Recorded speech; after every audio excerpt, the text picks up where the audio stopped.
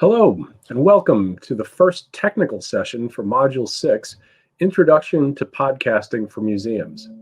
This webinar is brought to you by the Digital Empowerment Project, a nationwide initiative organized by the 6 U.S. regional museum associations and dedicated to providing free, self-paced training resources for small museums. This inaugural series of online trainings focuses on digital media and technology topics, and it's made possible by funding from the Institute of Museum and Library Services. My name is Dan Yeager, Executive Director of the New England Museum Association. My pronouns are in the he/him series, and I am your host for today's program.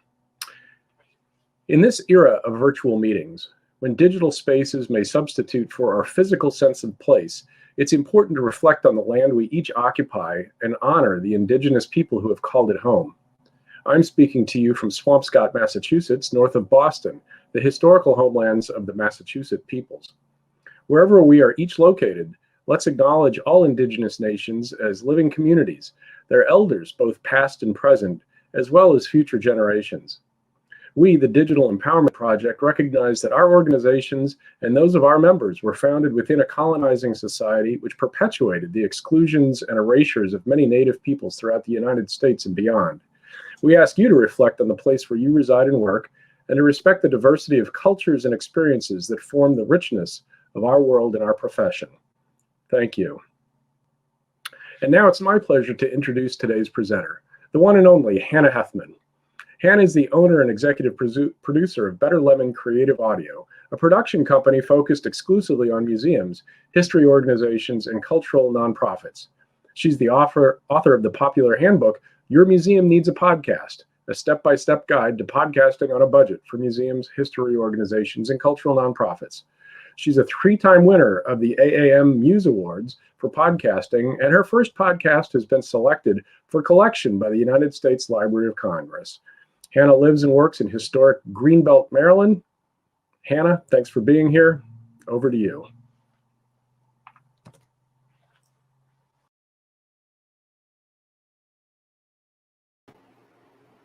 Okay, I think I'm live. We can hear me. All right. So let me get my slides up. I'm going to jump right in. You can download the slides for this presentation now or at the end by going to tinyurl.com/hhpod1 if you want to have them. I'm sure if you miss this, they'll put it in the chat or you can get it afterwards as well. So don't panic. I'm going to put up some of the podcasts that I've made here while I say I'm going to roll through this information today. I want you to get as much podcasting information, intro stuff as we can, and give you everything you need to kind of jump off that and learn more. So we're going to roll through the information, and it might be a bit much, but I'm hoping you can look back over the slides and review the material, and you'll have a really good foundation for planning your own podcast project. So I'm coming to you from Greenbelt, Maryland, which is in Prince George's County, the traditional lands of many Native indigenous communities, past and present. This is a wonderful land acknowledgement I've stolen from the Prince George's County Library. I've borrowed from them. So what we're going to cover in this webinar is what is a podcast? Why should museums podcast?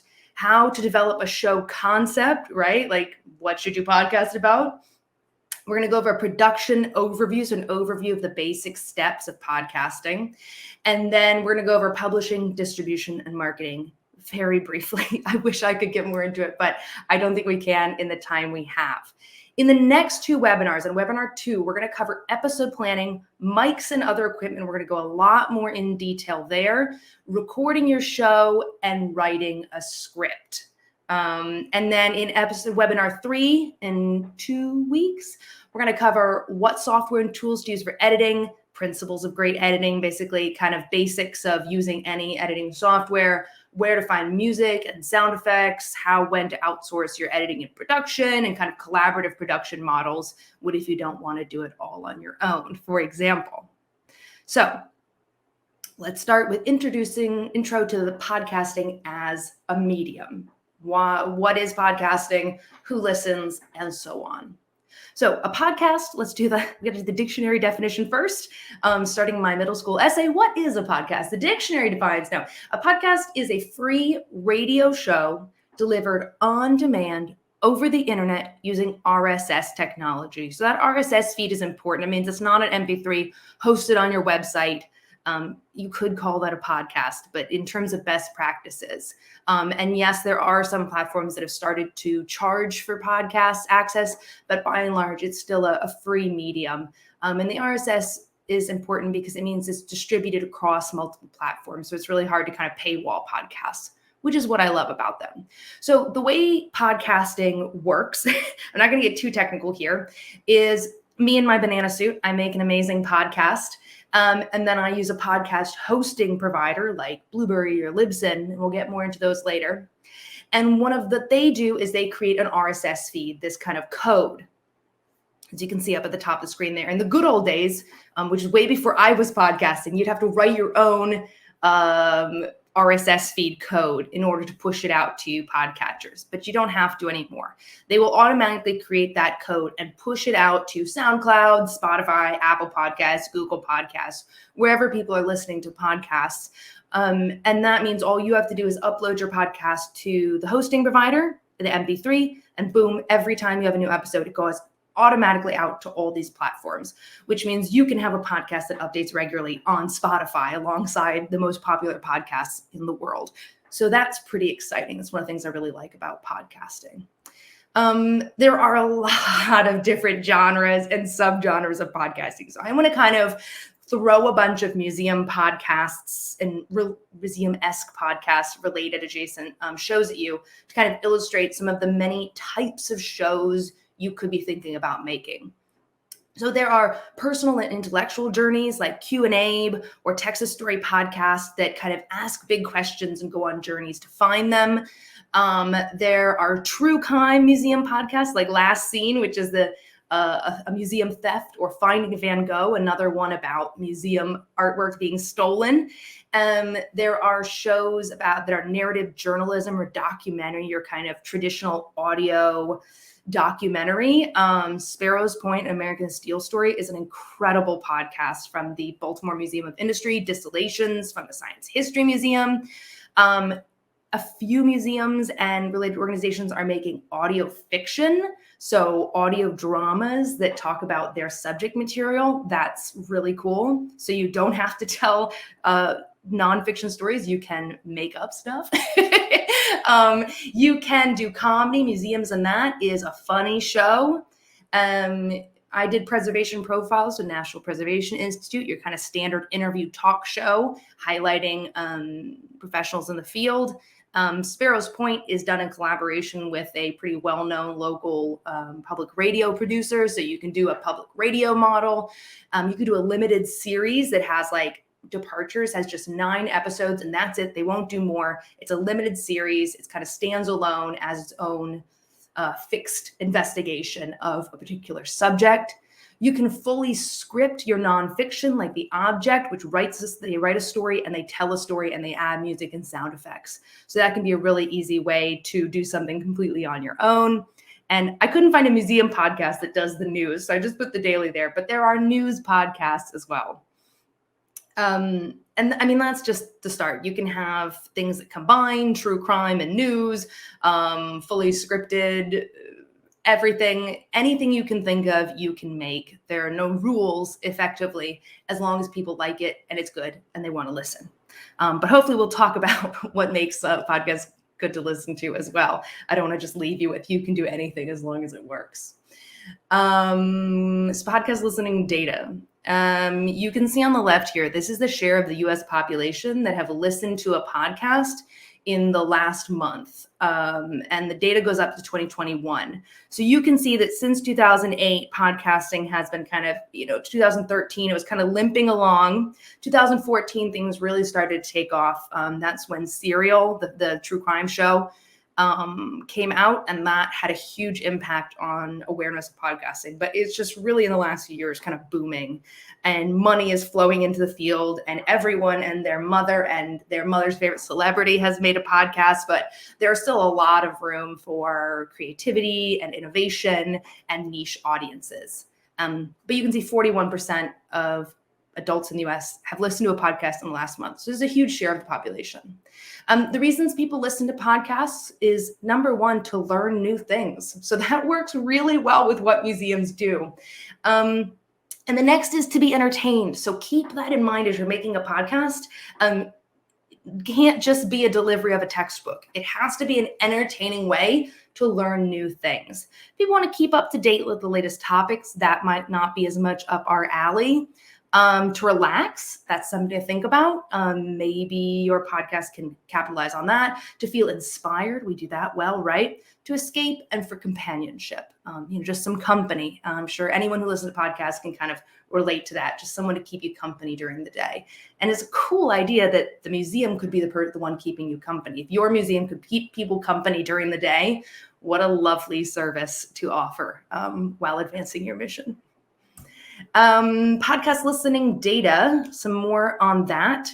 Here is from 2018 and 2021, age groups. So you can see the largest age group in this year is people 12 to 34, but still people 34 to 54 and even 55 and over. About a quarter of them have listened to a podcast in the last month. So podcasting really spans a lot of age groups. The younger you get, the more likely you are to get people. This 12 to 34 is a huge age range. I'm thinking most of that listening is, 18 and up. Younger people are starting to listen to podcasts more, but millennials love podcasts. And then podcast diversity by listening audience. So you can kind of see here that podcast listening is pretty evenly distributed across the population. So most people in the US, most groups of people listen to podcasts. It's not exactly aligned with demographics, but a lot of that has to do with the last few years, more ability for people of different underrepresented voices to start podcasting, and it being less of a white male club, which is what it kind of started out as. So a lot more women, a lot more LGBTQ voices, a lot more voices from Black communities, Asian American communities, Hispanic communities, and so on. A lot of people talking about things that weren't able to be spoken about on mainstream platforms. So taking advantage of that. So let's talk about why should you podcast. Content-wise, here are a few reasons why to podcast. There is a growing listener base looking for long-form content. Episodes are often 30 to 40 minutes, right? Long-form content that informs and entertains. Museums do this really well. We have history, we have art, we have literature, we have the content, we have the long-form content, and it's good stuff. It creates a sense of intimacy and connection with the museum via familiar hosts and repeated engagement. People are going to listen to your podcast more than they might come to your museum, especially if you don't have a lot of updates or changes in your exhibits, or if you're a small historic house museum and you have one tour. They're not going to come every 2 weeks, but if you're releasing a podcast every 2 weeks, they might listen every time. So repeat content and contact. They can go deeper. Podcast episodes can go deeper than most exhibitions can go, especially if you're spanning multiple episodes. And they can ask nuanced questions and wrestle with big ideas in a way, in a depth that might be hard to fit onto even the best written panel or best written text, or even in the limited time and space of a tour. So it allows you to really go deep and get nuanced. Again, it can platform underrepresented stories and voices, and that might mean that you are telling those stories, or like if you listen to the last webinar, it might mean just giving the platform to the people who haven't had that platform, and to say, this is your space to talk. We're just giving you the time and the space. It also allows you to curate content that's not accessible to non-researchers and historians. So oral histories, archives. I work with a lot of oral histories, archives, and then oral history archives, trying to make documents and oral histories more accessible and more entertaining, rather than just saying, here's 50 minutes of tough audio from 1930. Let's cut it up and let's frame it and let's make it easy to listen to. Then technical considerations for the why podcast question. There is a low tech barrier and low threshold to high quality competitive content. So versus video, it is much easier to make a professional sounding podcast or a podcast that sounds good and your average listener will enjoy versus video. Audio only means you can play around with sound effects and voices to spark your listener's imagination. I really like this audio fiction podcast called Girl in Space, which is an epic space drama made by one woman in the Midwest on Audacity, a free platform, because you can just use space sounds to evoke the spaceships and aliens and cyborgs, and she doesn't have to have millions of dollars in special effects budget. Editing audio is more about having a good ear than having fancy software tech skills. Again, it is much easier to edit audio than video, in my opinion, and I think everyone else's too. Audio alone, again, it's pretty easy to get the hang of the editing software. It's more about having an ear for what sounds good. And you can reach your audience where they are whenever they have time for you. If they have time for the museum at 4 a.m. in the morning when they're on their way to work, that's when you can reach them. And that's a pretty special skill, and they could be driving. There's not many other forms of social media or media that you can get to your audience directly while they're driving, while they're commuting, and so on. Why should you not podcast is an important question to ask yourself. My book is called Your Museum Needs a Podcast, but in fact, not every museum needs a podcast. This is not like social media. Everyone should have a social media presence. It takes a significant time and financial investment. So you can spend a lot of money or you can spend a lot of time or a combination of it, but you are not going to do it for no money and no time. That's just not happening. I just want to warn you now. Podcasting is a pretty intense, it can be a pretty intensive project. And you'll need to keep at it for longer term to build up your audience. So you can't just like make one podcast and put it out there. I mean, you can, but you're not going to have the kind of return on investment. The reason for podcasting, I really think you need at least 6 episodes in a season. And if you can do 9, if you can do 6 and then come back for another season, if you can podcast, somewhat continually, for a year or two, you're going to build up a much bigger audience. You're going to see that return on investment in terms of all the things we've talked about. It is not a quick marketing tool. So if you're thinking, how can we promote? No, stop. That's not, the answer is not podcasted. It's how do we promote X, Y, Z? Podcasting is probably not the best way to do that for your time and money. I like to think of it as programming, as an exhibition, right? You're putting it in to advance your mission.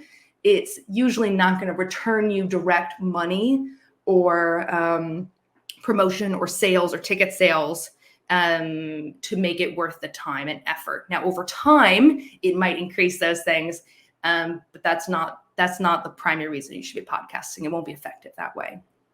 So that's the kind of the why, briefly, the what. Let's talk really quickly about podcast production, kind of overview of everything involved. And we'll get into more of these more in the other webinars. So you kind of got 5 stages to podcast production. Here's my little flow chart. Planning. You have to plan. This is really important. Decide what you're going to talk about, how you're going to talk about it, have a strategy. 2, recording. You got to record some audio. 3, you got to edit it, make it sound good, add some music, add some sound effects if you want. 4, distribution, that RSS feed going out via your podcasting host to Spotify, Apple, whatever. And then marketing. 5, I'm including this because this is an important stage in podcasting. If you make a podcast and you put it on the internet, people will not necessarily come. You really need to market podcasts. There is no algorithm for delivering podcasts in any of the podcatchers. It's really first come, first serve. So if people are subscribed to This American Life and your podcast is the most recent episode, that's going to be at the top of their podcast list. So the goal is to use marketing to get people subscribed and then keep them engaged with good content. Means you can reach them at the same level. You're right up there with popular shows, but you have to reach people first and have to convince them to try your podcast and then to subscribe. Okay, so we're gonna skip over planning and come back to that in a second. Recording, you will need some sort of microphone. I'm not gonna go into this right now. We're gonna talk a lot about this in webinar 2, so I hope you will come back next week and listen to me get a little nerdy about my equipment. But if you won't, you can take a look. This is I think you can see it. This is my NT USB Mini. It is super cute and tiny, and it is my favorite microphone. So if you're just going to get one microphone, just get that Rode NT USB Mini. It is awesome. But there are a lot of different tools you can use, everything from using smartphones to expensive shotgun mics. So don't feel like if you aren't a tech person that you can't podcast. These are the two fanciest podcast setups I have probably ever had. And you can see neither of them is that crazy. It's really just microphones plugged into a handy recorder, microphone plugged into a laptop. Sometimes these days in the pandemic, it's really just a decent microphone on the desk and an online recording platform, and then people doing a backup on their smartphone voice memo app. So again, we'll go into that more in the next webinar, but don't be overwhelmed by that wall of microphones I just showed you. It's not that complicated. Tech is surprisingly not that important. You just got to get to a certain threshold of audio quality. Part of your recording phase might be writing and recording a script, whether that's the entire thing. You could be recording interviews, but you can also be recording your narration. So these are just some screenshots from scripts that I have. On the left, the pink is the transcription. And the italics, I always write my script in italics so I can tell the difference. And I like to work these up in Google Docs. And this lets you either in a longer episode of more documentary style, you might switch between narration and interview to kind of break things up and explain and extrapolate to interpret the audio. Or on the right is a podcast where we just have a brief introduction that's basically the same in every episode with a little variation on a theme.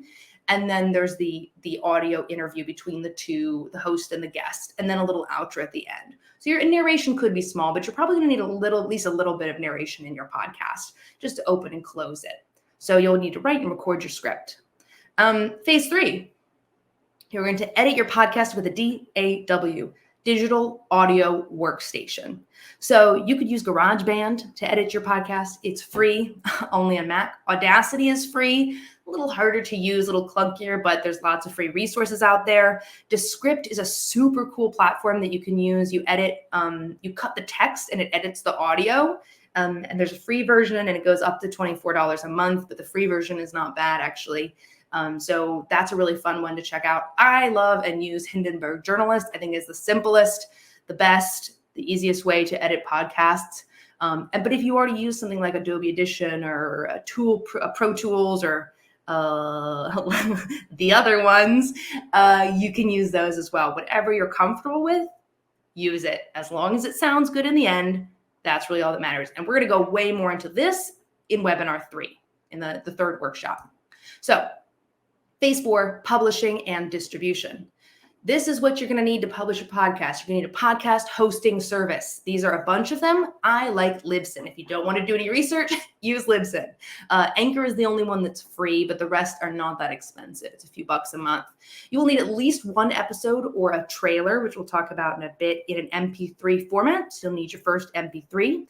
You'll need a name for your show, some cover art, a show description, and you will need an Apple ID that's connected to a credit card to submit it to Apple Podcasts, even though it doesn't cost anything. This trips some people up, so just to know you'll need that. So that's phase 4. And then we're going to talk about marketing shortly, but first I want to jump back to phase 1, planning, show development and planning. And it's really important to plan ahead and start with a great concept. So you want to ask some big questions. What impact do we want to have on our listeners? How will this advance our mission in a way that other programs and media that we do can't? How much time can we commit to this podcast? How much money can we commit to this podcast? And probably how much money do we want to commit to this podcast? How many episodes do we want to make? And how long will the show run? I think this first question is a really important one. Like, do you want people to be happy, sad, inspired? Remember the reasons people listen. Really think about when they finish listening to your episode, what are they going to feel? What's the impact going to be? I really want you to think ahead and plan that before you even start making the show. You really need to work with your audience in mind, which hopefully shouldn't be too unfamiliar of a concept for museum people. Then you might have some idea of what you're going to podcast about. So I'm going to give you this, but then how do you like narrow that down, right? Like, can you just talk about the Civil War? That might be a bit broad. Like, how do you choose what to podcast about? So my friend Ian Elsner runs the podcast Museum Archipelago, and he has this brilliant metaphor that I bring out in every webinar that I do. So let's say you want to do a podcast about Star Wars. That's too much. Lucasfilms does not have the biggest Star Wars podcast. There are thousands and thousands of podcasts, let alone the other media out there, right? So you need to niche down and find a specific part of that universe to focus on. So let's say you're like, okay, I'm going to make a podcast about Ewoks. So now you have your niche topic, right? Your topic has gone from topic to niche topic, but there's still a lot to talk about. And Ewoks, are people interested in the sociology of Ewok culture? Are they interested in the biology of Ewoks? Like their, what's the science behind how they exist? Are they interested in the cinematography? Were they created? How were they filmed? What's the technical stuff behind that? Or perhaps we're looking at people who are interested in dressing up as Ewoks, so Ewok cosplayers. So that gets us to the unique perspective, right? What angle are you taking to look at this niche topic? So Star Wars is too big. You need to get down to a niche topic. But then even once you find your niche topic, you need to find your unique perspective. What perspective are you bringing to this topic that no one else is? So when you've created your Ewok cosplayer show, it's going to be the only one out there, and anyone who Ewok cosplayers has to listen, and they're going to be delighted to have content that's specifically for them. And then you'll be able to connect with all the top people in the community and grow it that way. I hope that makes sense. So niche topic, unique perspective. Smaller niche is better in podcasting. The more niche you can go, the better. Don't be afraid to go too niche. So then once you have your topic, here are some things to keep in mind. Stories and narratives are more entertaining than facts. That's a fact, right? Stories and narratives are more memorable than facts. That's a scientific fact, and I can't go into it too much here, but believe me, I've read some books on it. I've looked at some NPR stories. I'm 99% sure that that's the accurate science here, that stories and science narratives is how we remember things. It's how we think. It's how our brain works. So if you want someone to remember the story, remember the history that you're telling them, framing it as a story or a narrative is important. And you can think about it this way. Stories are things that happen to a character in a story. There's a beginning, a middle, and an end. So fiction is almost always a story. A narrative may not have a beginning, middle, end, but there is a sequence of actions. So your NPR radio story is usually where they go a little bit longer. There's a sequence of actions. Things are happening. It's not just the section where they say this happened, this event, the bullet, anything more than the headline, right? We're kind of drawing out, explaining what happened, giving a sequence of actions. So to try and explain that a bit better, there are a lot of different types of narrative you can use. So when you're planning your podcast, you have your topic. What are you going to talk about in that topic? I really, really want you to think about stories and narratives. So there are story narratives, you have a story arc, things happen. There's a character, there's a happy ending. You might have an explanatory narrative where someone travels from point A to point B, and along the way we learn stuff. There's memoirs. You have a vignette, which is just a little tiny story painting a picture. There's bookend narratives where you tell a little bit of story, explain things in fact, and then bookend it with a little bit of story, which I put on the slide twice, and a narrative interview. So even if you're doing an interview podcast, you want your guest to be telling stories. So on one hand, you can tell the story. On the other hand, your guest can tell the story. So when you're asking questions, you might say, tell me the story of how you came to be the person in charge here. And they will tell you that story rather than, what is your job title? I am the person in charge. That's a fact. But the story of how they came to be there, that's a narrative. So think and think and think, where's the story? Where's the narrative in this history? How can I make this into a familiar format? And I'm putting this book here because I'm just like glossing over the surface of this, but this book will allow you to go much, much deeper into how to make nonfiction compelling, which will also help you if you're a history museum or an art museum in talking about your other content. So I just highly recommend this book. Here's another way to think about it. Again, I'm just throwing these ideas at you to get your brain thinking. What is a story? So this is from Out on the Wire, which is another great book. So the formula is this. I'm doing a story about X, the topic. And what's interesting about it is Y. I'm doing a story about the Civil War. And what's interesting about it is that we're telling the story of Jewish Civil War veterans that nobody knew about before until we found this record. And that's an actual project that's going on that I heard about recently. That's really interesting. I'm doing a story about the Civil War, and what's really interesting about it is we're talking about how medical advances in the Civil War advanced modern medicine and are still impacting us today. So if you're just doing a story about X and you don't have the what's interesting, the why, that's where your story is going to fall flat. That's where your podcast is going to fall flat. So really write down this formula and try to apply it to your show concept. And then we'll talk about episode planning a bit more in the next webinar, but episode planning as well. You have to have some sort of story going on your podcast to get people from the beginning to the end. Otherwise, you might as well just print up a blog and let them read the facts and write them down. Then you have to think about consistency. What is going to keep your audience coming back over and over and over? What is that familiar something in your show that from each episode to the next, they're going to say, I love this show because in every episode, this happens, or I get this perspective. So it could be a reliably entertaining or informative host like Ologies, the podcast with Ali Ward, or By the Book. These are two of my favorite podcasts. I know these hosts are funny and insightful and wonderful, and I'm just going to feel like I love them and they are brilliant every time. I always want to hear their perspective. Those shows also have a familiar format. In each episode, they do the same thing. Ologies, in each episode, she asks serious and silly questions to a different kind of scientists. I'm going to get a predictable format. I know what's happening. And in By the Book, in every episode, these two hosts are going to try to live by the rules of a self-help book and then come back and report how it went. So I know what's happening. I don't know exactly the content, but I know it's a familiar format. I know what I like.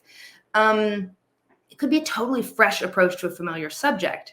Ologies is a funny and silly and irreverent way to look at science. In a way that not a lot of their shows are.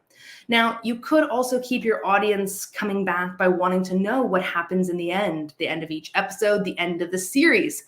Wind of Change is a fantastic series that asks the question, did the CIA write the famous Scorpion song, Wind of Change, to try and take down the Soviet Union? If you start that podcast, you're going to want to get to the end of the series and answer that question. And with history and art and all these things, we have so many big questions that we can ask that you can extend and get your audience, ask the question at the beginning of your episode, and then get them to the end of the episode, get them to the end of the series, wanting to know what happens in the end. That show also has really compelling characters. And in history and in art and science and everything museums do, we have amazing characters. Individuals, animals, places can be characters as well that people can feel connected to and feel invested in and want to know more about and get passionate about. The other thing that might keep people coming back is a surprising perspective that you thought you knew. So Throughline asks questions about history in the present that on familiar topics, like let's say policing, but what's the real history of policing? What's the real history of our town? What's the real history of this aspect of the Civil War? So they might come and say, the topic is always familiar, but I learned something new and I learned to see it from a different angle every time. So consistency, what will keep people coming back each episode? Okay, so that has been a ridiculously brief look at story and show development.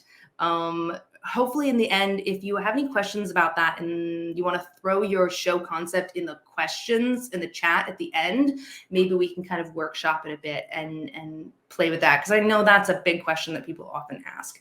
But due to time constraints, we're going to continue on to distribution and marketing. So, finding my place. The things that you will need to distribute and promote your show is branding. So you need a title, and your title needs to tell the potential listener as much about the show as possible. So Chasing Cosby in the top left corner there, I'm pretty sure we can all figure out what that show is about. That's brilliant cover art, brilliant title as well. So your cover art likewise should grab their attention and be easy to read in a thumbnail size. That's really important. It should be small and convey the mood and the tone. So that episode, that cover art is amazing. Chasing Cosby, the darkness of it, the bright sweater that's iconic. Art Matters, that's a fun, exciting artwork that makes me interested. Getting Curious with Jonathan Van Ness is a great title, and his silly face there, his little silly face, lets you know that this is going to be not so serious of a show, right? There's going to be a little humor in it. I love The Hidden Island is from Prince Edward Museums in Prince Edward Island in Canada, and that's just a beautiful cover art that kind of suggests mystery and makes me want to listen. I don't know, it's just beautiful. So your description of your podcast is like a book jacket blurb. So the description tells the listener what they will get if they listen. It teases exciting things, it intrigues them. Do not neglect this step. I am going to spend an extra 10 seconds of my webinar time here to tell you, do not neglect this step. I see so many museum podcasts, they put all this effort into their show, and then they put it up, and they might have artwork that did not get the attention it needs, and a description that is, this is a podcast from so-and-so museum, which is a huge waste of space. If you wrote a whole book and went to the effort of publishing it, you would not put any old cover and any old description that says, this is a book by the author. You would put a lot of work into that cover, a lot of work in that title, a lot of work into that description, because this is one of the ways you're going to get people to try your podcast and to subscribe. And that'll get you in their feed along with This American Life and other big shows, right? That'll help you be there for them every time you release an episode. Okie dokie. Moving on. You're going to need a homepage of some sort. You need a place for your podcast, and it needs to live either on your website, or this is a website on the left that I made using the tool Pod Site from Radio Public. I didn't list this here, but it's Pod Site from Radio Public, and it's kind of like a ready-made podcast website that you can kind of pay for and just fill in the details, and it looks cool. You could have just a page on your website, you could do blog posts, whatever, but there needs to be a main place on your website where your listeners can access the podcast in its entirety, the links, the extra materials, right? In other words, make it easy to find your show and make it easy to share your show, right? Don't make people go, what's the real link for this? It should be obvious. And then for each episode, you may want to release show notes. So an individual blog post or a page for each episode with episode details, transcript, photos, links, etc. Transcripts are really important for accessibility. I really recommend including a transcript with every episode. And what you can do with the transcript is you can turn it into a blog post. You can post it right into the text of the website as, on the bottom, so that it also acts as like SEO for people are searching for Jewish soldiers in the Civil War, and you've created a podcast episode about that. Your transcript, if it's searchable on the website, if it's accessible by Google, will help direct people to your podcast if they're looking for that subject. So I did a podcast about Iceland, and a lot of people searching for Icelandic museums have found my show because of the SEO thing, because the words were all over my website. So a transcript really helps with that. So that's an added bonus beyond the accessibility concerns. You can do this just as a regular blog post. You can make sections on your website. You don't have to have a brand new website or anything, but try and don't neglect this step. I'm spending way more time on this end space here because I think a lot of museums make really great shows and then they do not put the effort and time into marketing them and making them accessible, and thinking about the delivery. And then their shows aren't successful. And it's not because it's missing great content. It's because they haven't focused on that distribution and marketing stage. It's so important. So distribution, I mentioned podcast hosting. So I'm going to refresh this slide here. Once you have your show basically ready to go, or you're in the final stages of making it, you have your podcast website page that you've developed, you're basically ready to launch. That's when you need your podcast hosting service. So Blueberry, Libsyn, Spreaker, Buzzsprout, there are 1,000 of them and they all do the same thing. So don't worry about doing too much comparing and contrasting. But podcast hosting platform, that's the important thing. Here are the steps for publishing and distributing your show, because this is the information you're not going to find anywhere else. So I'm going to roll through this. You can look at the slide to check it later. Choose your podcast hosting provider. You need to set up your show details on the podcast hosting provider and upload your trailer or first episode. Use the service's distribution options to submit your show to as many podcatchers as possible, Google, Spotify, etc.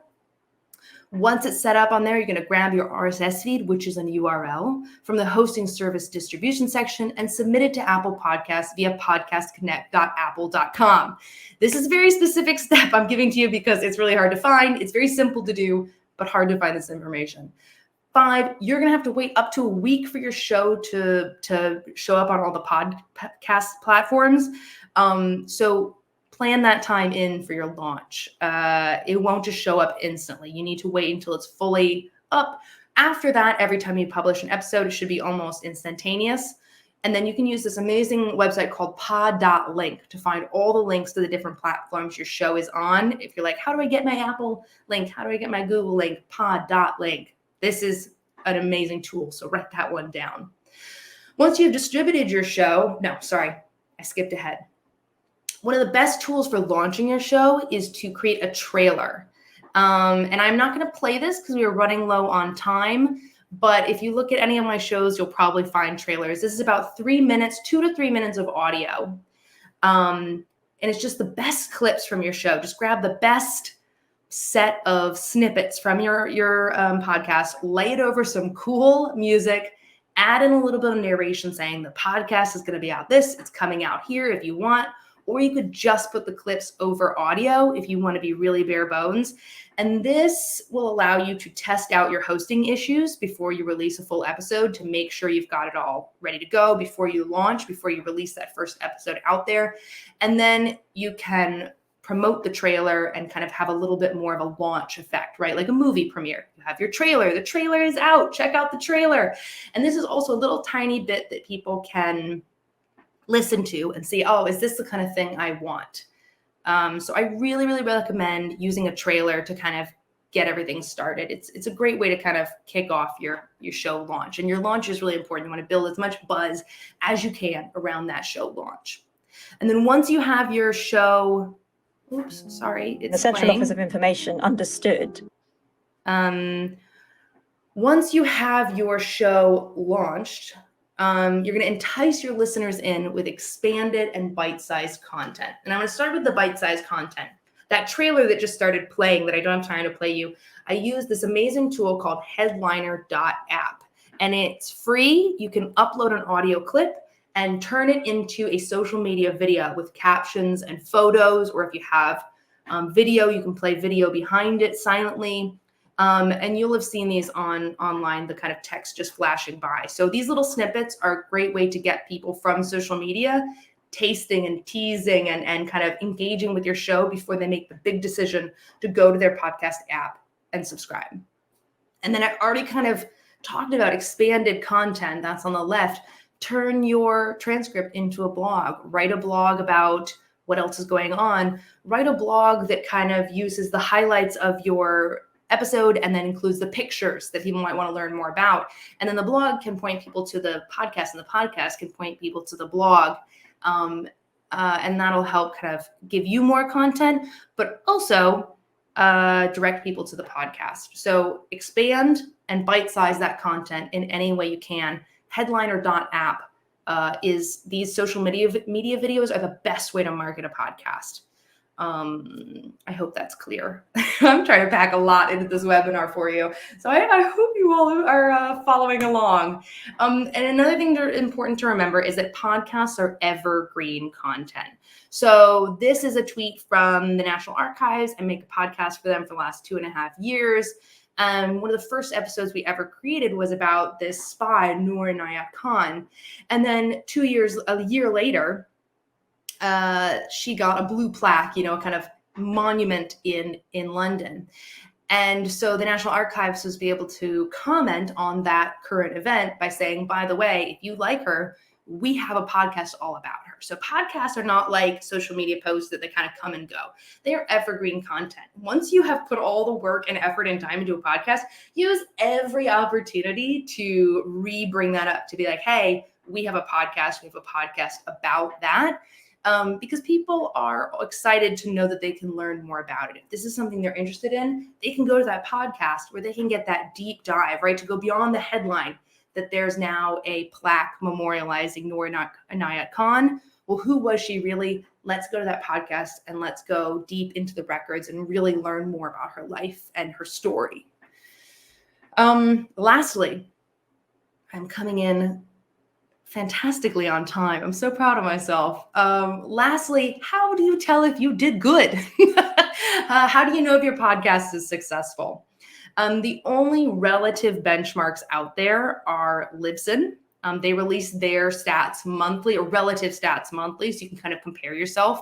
But they represent such a huge section of the US market that I think this is pretty representative. And honestly, even if you're in another country, this is a good benchmark.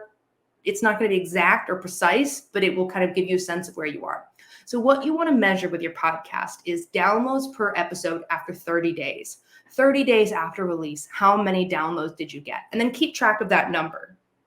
You can kind of see a chart on the left where I kept track of one of my podcasts, my first podcast when I started it, to see. And of course, if I'd have just looked at the numbers, I might not have seen, but you can see over time, that number, that 30 days number, is starting to go slowly up, which means I am gaining more subscribers than I'm losing. Over time, I'm getting slowly more and more downloads on each new episode. So that's the kind of measure to say, is my audience growing? Is my subscriber base growing?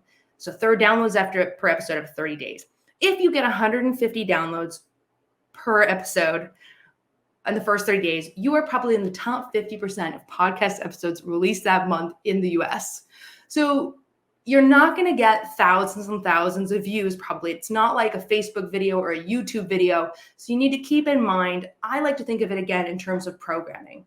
If you had 150 people showing up to your program every week, every other week for 6 months, would you be happy? Would it be worth the time and effort you put into it?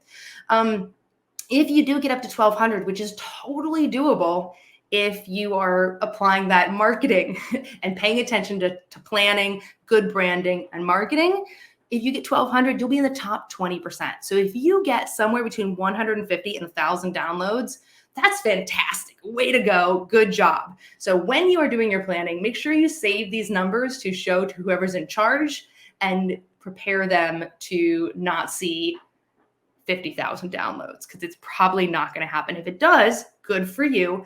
But ideally over time, you're more likely to build your podcast audience over time than go viral. You can see on my little chart here that I had one podcast early on that did much better than the others. But podcasting is a slow, steady build, not a viral moment. And that's the end of my presentation. Again, you can download these slides at tinyurl.com/hhpod1. And I hope that has given you a lot of podcast stuff to think about without overwhelming you too much. We're going to slow down a lot more in the next 2 webinars and kind of dive into the recording and editing aspects. But that's it. So back to the hosts.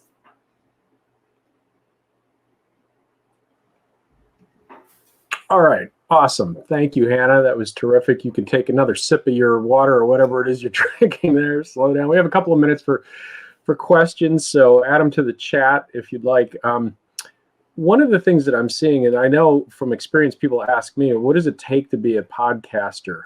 And the assumption is you have to have a background in some kind of technical engineering and sound engineering and the like. And of course, you have a degree in sound engineering, correct? And that's your background. No. Tell us. I'm kidding. Tell us medieval studies and English and whatever, right? So anybody can do this.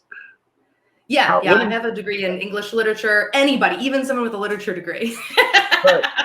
Well, all right. So I'm kind of joking, but like, what was it that kind of got you into this? How did you go from medieval Norse studies or whatever in Iceland to I want to do podcasting? This is my career. You certainly weren't thinking that as you were banging out theses and whatever, but podcasting captured your imagination somehow. And sort of what was it that went into it, and what inspired you, and what can inspire other folks to do it? Yeah, I'd never done audio. I've never done video stuff. Just a lot of writing. I went back to Iceland after I did my master's for a Fulbright in Iceland, and I wanted to tell stories about museum culture in Iceland. I wanted to tell stories about the museums. There's all these weird and small museums, and I wanted to talk about them. I wanted to tell their story of what they are from the inside.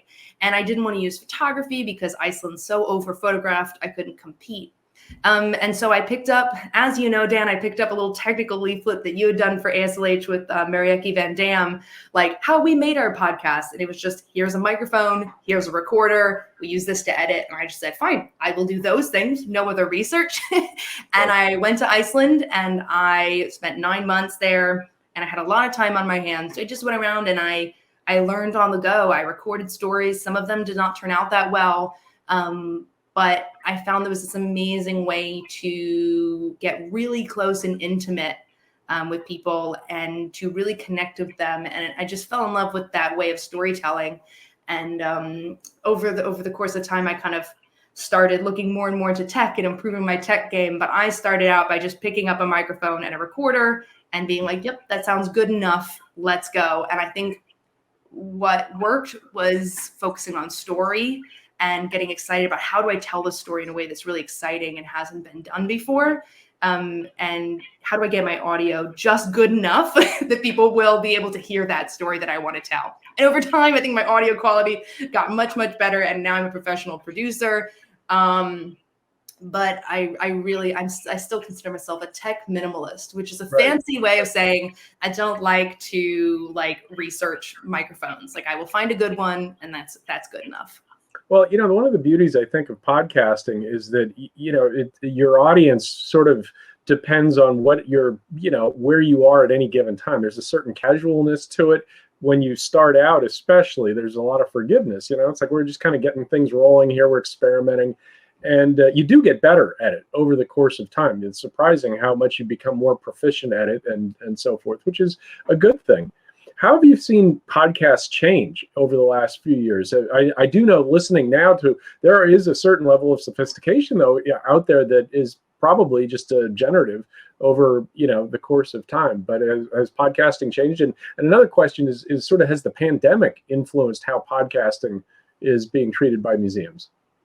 Yeah, I'm going to jump. I mean, I think podcasting, let's talk about the first one. Podcasting has become a lot more, maybe professionalized. It's become a lot more mainstream. And that means there's a lot more celebrities. Apple and Spotify are pouring billions into it.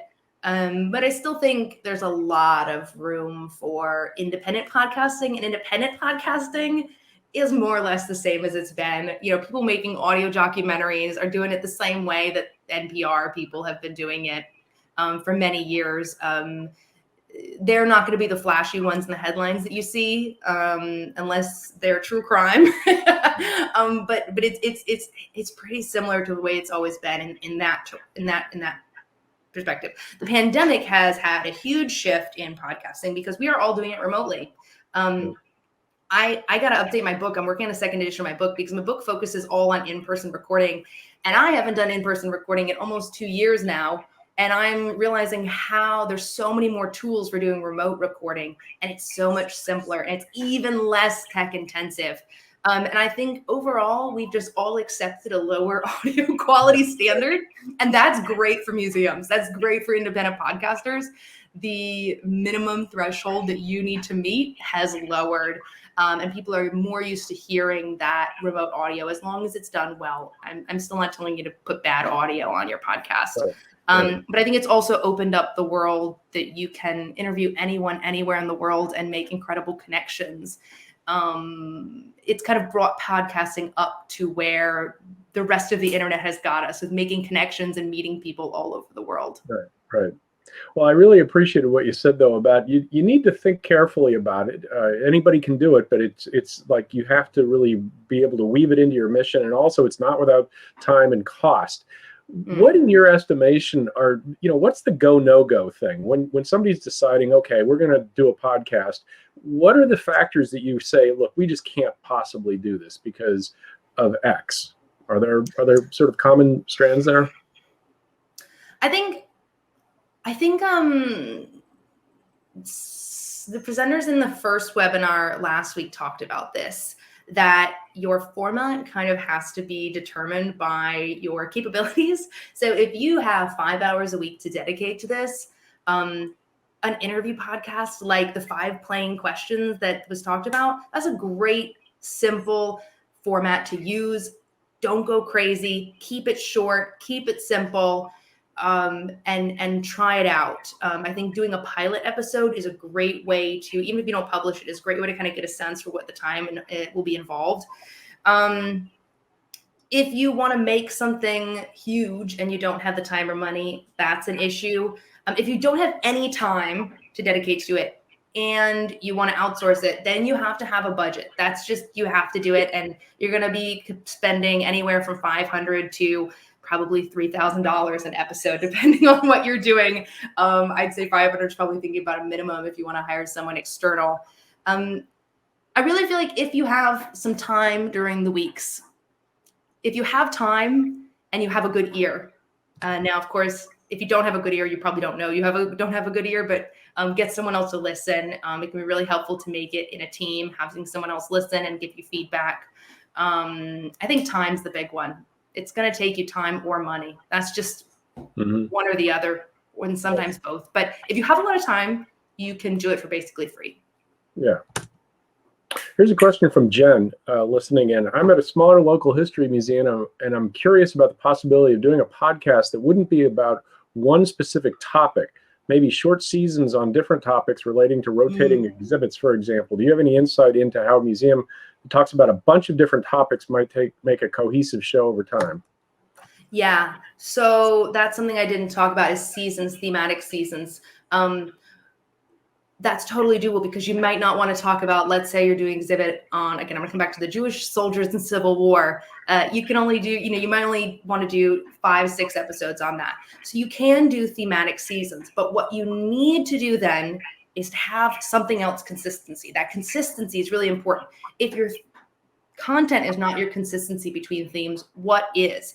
In each episode, are you going to talk to a contemporary person who has an understanding of this? Are you gonna, have 5 episodes in each season where you bring in a scientist, an artist, and a doctor to talk about it, right? Are you going to use the records in your archives to uncover a surprising aspect of it?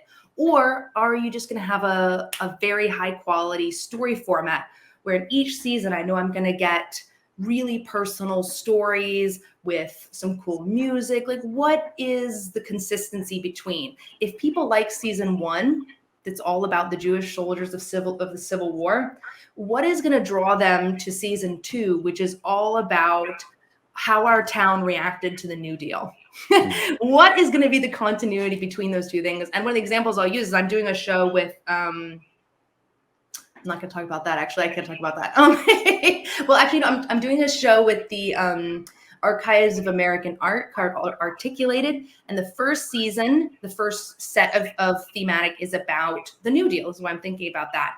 And they're using the oral histories from their collection. These are oral histories done in the 1960s. They are terrible audio quality by and large. It has been so much work to make them sound good, but we're curating clips of those. I'm just an editor on this show, curating the clips of those in between narration. So you get a scholar talking and explaining and illustrating with clips, kind of like an audio documentary using archival footage. They're going to move on to another topic that is totally different, and I can't say what it is now. Totally different at all. But the format's going to be the same. If you want to hear the voices from this oral history collection of people talking about art with educated curators giving you narration in a very scholarly manner to kind of work you through this and educate you, you're going to go from season 1 to season 2, and you're probably going to like both of them. Now, you're going to lose some people transitioning from themes, but there has to be something consistency of format there. Well, all right. Thank you, Hannah. That's terrific. I'm really glad we're going to be able to chat again over the next couple of weeks so we can kind of follow up on some of these themes. And I know we've got a ton of questions from both attendees, and I've got a ton as well for you. So that's great. And I'm looking forward to that. So we're going to wrap up today. We're out of time. I'd like to thank everyone for attending the program today. And of course, thank you, Hannah, for your expertise. If you enjoyed this program, then please do us a favor and share it with your networks. We really appreciate participation of everyone in the field, and hope that we see you again in the chat for future programs. And please join us for Tech Workshop number 2 as Hannah leads us through episode planning, writing, and recording your podcast. We'll see you then. Thanks for joining us.